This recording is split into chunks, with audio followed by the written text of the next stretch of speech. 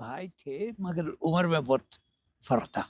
अच्छा, वो वालिद के भाई थे आपके। भाई थे हुँ, और वो 1927 में कांग्रेस के प्रेसिडेंट थे।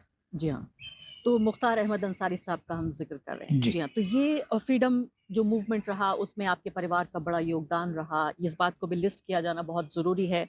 88 साल के आप हो चुके हैं, करियर डिप्लोमेट हैं और मैं जब पिछले लगातार 2-3 महीनों में मैं ईरान पर चर्चा कर रही थी, अफ़गानिस्तान पर चर्चा कर रही थी और सबसे बड़ी बात तो यूनाइटेड स्टेट्स पे चर्चा कर रही थी कि हुँ, आखिर डोनाल्ड ट्रंप को हमारे प्रधानमंत्री से समस्या है तो है क्या?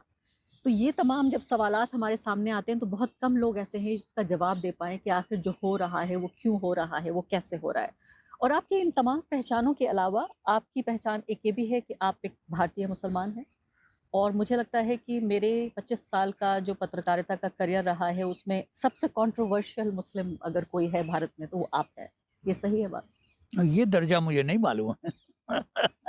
मेरा ख़्याल है बहुत कंट्रोवर्शियल मुसलमान हैं, मगर मैंने हमेशा अपनी बात कही है और उसमें कोई दो राय नहीं रही, इन ऑफ़िस या आउट ऑफ जी ऑफ़िस। हाँ, लेकिन हाईएस्ट पब्लिक ऑफिस हाल ही में जिस व्यक्ति ने सँभाला है, उनमें सबसे ज़्यादा विवाद आपके ऊपर हुआ। बहुत सारे लोगों को छोड़ दिया गया, उनके ऊपर बात करना बंद कर दिया गया।